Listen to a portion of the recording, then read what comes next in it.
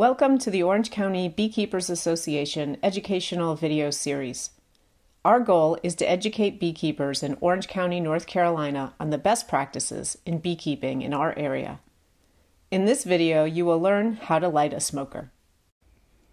I like to have the following things handy when I go to light my smoker: your fuel of choice, a lighter, a hive tool, of course your smoker, and some water to put out any unexpected fires. Let's talk about specific types of fuels.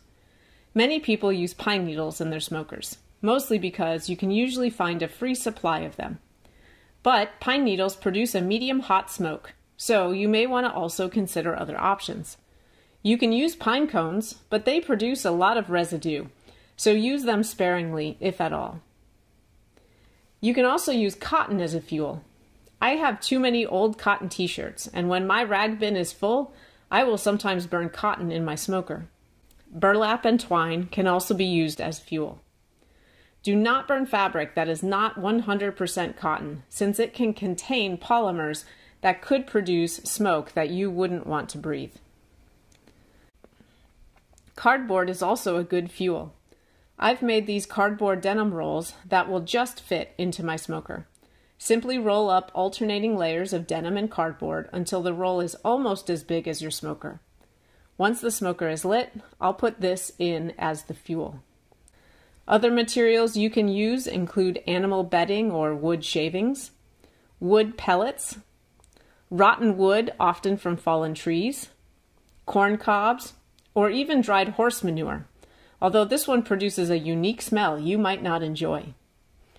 There are many things that will work as a fuel for your smoker, so feel free to try things you know are safe. There are also some things that seem like they should work, but they don't. Newspaper and leaves will burn, but they don't stay lit for very long, and your smoker will be out before you get to the bee yard. Before you start, make sure your smoker is assembled correctly.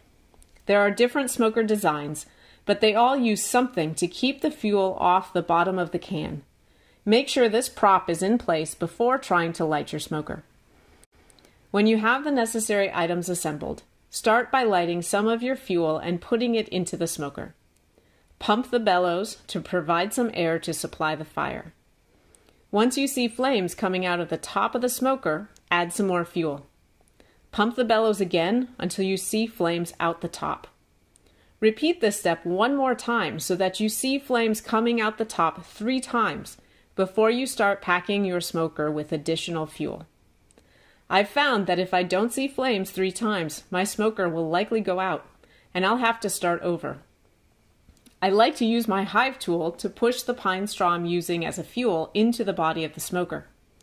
Other people don't bother with the hive tool and just use their hands. If you want your smoker to stay lit for a long time, you need to really pack it with fuel. You can get more fuel into a smoker than you realize, so keep packing it in and keep puffing occasionally. If your smoker fuel likes to spark or burns too hot, you may want to put some fresh grass or weeds in the top of the smoker to cool the smoke before it's delivered to the bees.